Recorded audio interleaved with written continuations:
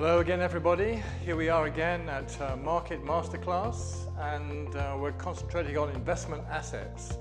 And this is perhaps the most straightforward one that we've all heard about. But let me introduce you to all the others first. We've got bonds, cash equivalents, alternative investments, commodities, options, annuities, forex, real estate. But today we're just talking about the simple stocks, stock markets, owning equities, getting a share, getting a certificate in the company, hoping that company is going to do well. You invest some money in that company, you get a certificate, and you are going to be very dependent on the future performance of that company to get any results with your common stock. If you get a preferred stock equity purchase, then you can also get a guaranteed dividend payout on a regular basis from that particular company that you're invested in.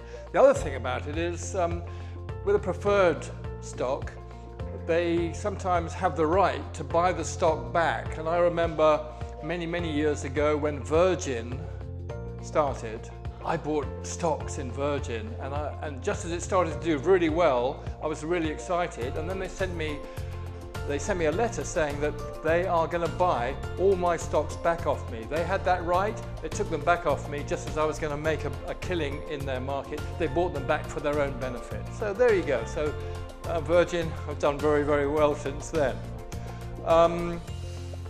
Qantas, for instance, in terms of preference shares and paying out dividends, Qantas recently paid the first dividend they paid in 7 years. They paid 7% to their stockholders. So dividends can be regular, they can be guaranteed, or they can be incidental. Once the company has started performing well, Qantas had their best results in 95 years of operation, therefore they're back into major profitability.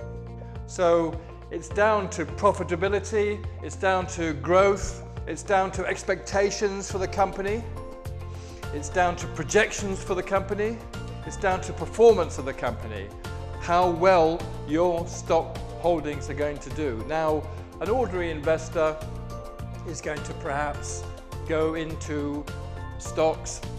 I would recommend you go through a broker because it's quite complicated. There are stock markets all over the world, but there are electronic brokers, there are brokers you can go through. Best to go directly through a broker.